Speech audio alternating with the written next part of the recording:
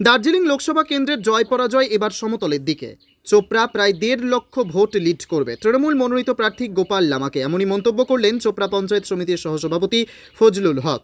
পাহাড়ের ভোট ভাগাভাগি হয়ে গেছে। বিজেপির বিরুদ্ধে বিজেপি বিধায়ক নির্দলের প্রার্থী হিসেবে মনোনয়ন জমা করেছেন এবং হামারু পার্টির একজন নেতা কংগ্রেসের টিকিট নিয়েছেন। সবকিছু মিলে খুশির হাওয়া বইছে জোড়া ফুল শিবিরে। আজ চোপড়া ব্লকের ঘিরনিগাঁও গ্রাম পঞ্চায়েতের 14 নম্বর সেক্টরে তৃণমূল কংগ্রেসের পক্ষ থেকে নির্বাচনী কর্মী সভা অনুষ্ঠিত হলো। এদিনের কর্মী সভায় অঞ্চল সভাপতি মোহাম্মদ রাজু জানিয়েছেন, মানুষের উপস্থিতি এবং উৎসাহ দেখে আমরা খুশি। এবার দার্জিলিং লোকসভা কেন্দ্রটি তৃণমূলের দখলে থাকবে তিনি আশাবাদী। ঘিরনিগাঁও এলাকায় তৃণমূল ছাড়া অন্য কোনো রাজনৈতিক দলের খাওয়া নেই বলে দাবি করলেন অঞ্চল যুগ্ম সভাপতি জাকির হোসেন।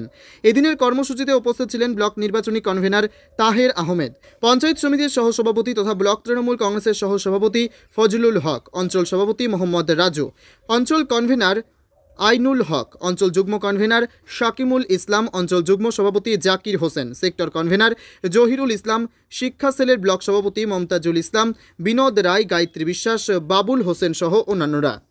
দিনব্যাপী হচ্ছে একই আলোচনা নিয়ে চলছে লোকসভা নির্বাচন। আজকে দিয়ে আমাদের 3টা জোন ছিল, একটা হচ্ছে 13 নম্বর, একটা 14 নম্বর, একটা 15 নম্বর।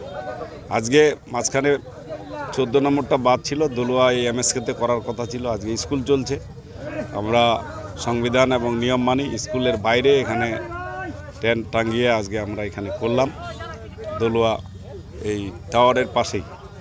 তো 3 দিনে যা আমাদের লক্ষ্য এবং কর্মসূচি ছিল, এটারও লক্ষ্য এবং কর্মসূচি একটাই, লোকসভা নির্বাচন দার্জিলিং সিট আমাদের জিততে হবে এবং চোপড়া বিধানসভায় সর্বোচ্চ লিড 1,500-এর জায়গায় 1.5 লক্ষের জায়গায় আমাদের যেতে হবে। এর জন্য কর্মীদের নিয়ে এখন আমরা একটু তাতাচ্ছি। এরপরে আমরা বুথে যাব, বুথে গিয়ে ভোটারদের কাছে সরাসরি আপিল করব এবং 99% ভোট আমরা ঘিরনিগাঁও থেকে আশাবাদী যে আমরা আমাদের প্রার্থী গোপাল লামার সমর্থনে আমরা পোল করাতে পারবো ঘাসফুলে। আমরা এক্সপেক্ট করেছিলাম যে একটা কর্মী সময় 250-300 জন হবে, কিন্তু সেখানে আমরা দেখতে পাচ্ছি যে আমাদের 200 বা 250, 250 এই পর্যন্ত গেছি, সেটাকে ছড়িয়ে যাচ্ছে না যাওয়ার হচ্ছে রোজার শেষ দিক।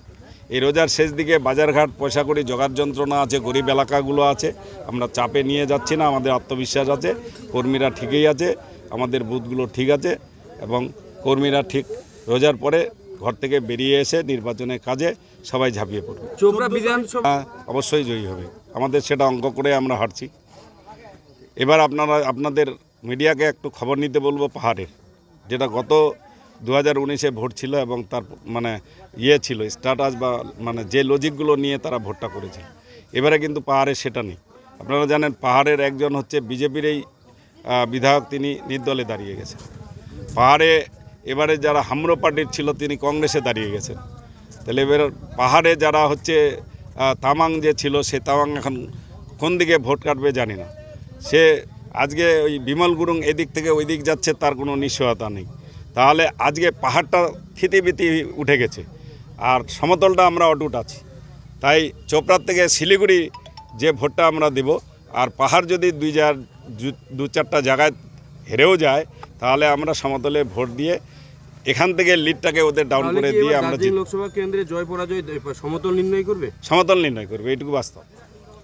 আজকের যে আমাদের 14 নম্বর কর্মসূচির ছিল, প্রোগ্রাম ছিল, আমাদের 3 দিন 3টা কর্মসূচি হলো। সবাইকে আন্তরিক শুভেচ্ছা জানাই এবং ভালোবাসা থাকলো। তার পরবর্তীতে আমাদের যে কর্মসূচি ছিল, এখান থেকে আমরা বার্তা নিলাম যে আমাদের প্রতিটা গ্রামে বুথে বুথে বসতে হবে, আমাদের মিটিং করতে হবে, এই জনসভার প্রচার করতে হবে, আমাদের যে প্রার্থী আছে গোপাল লামা, এনাকে মানে জয়লাভ করতে হবে, এটাই আমাদের বার্তা থাকলো আজকে আমাদের 14 নম্বর পঞ্চায়েত সমিতির 14 নম্বর সেক্টরের কর্মী সভা ছিল। এই কর্মী সভায় উপস্থিত ছিলেন আমাদের ব্লক চেয়ারম্যান তাহেরদা, ফজলুল্লাহ থেকে শুরু করে সব ঘিরনিগাঁও নেতৃত্বরা, ব্লক নেতৃত্বরা ছিলেন উপস্থিত। বলতে দেখুন, এই রোজার মাসে এবং শেষের দিন 27 রোজা 28 রোজা এখন চলতেছে, এই রোজার দিনে যে এত সংখ্যায় মানুষ এসেছেন, কর্মী এসেছেন, এটা আমাদের জন্য অনেক বেশি হয়ে গেছে। কারণ এই সময়টাতে যদি সিপিএম, কংগ্রেস, বিজেপি কোনো জায়গায় মিটিং করে 10টা-5টা লোক খুঁজে পাবে না, কিন্তু সেই জায়গায় দাঁড়িয়ে আজকে আমরা যে কর্মী আমরা উপস্থিত করতে পেরেছি, সেটা আমাদের জন্য খুবই গর্বের।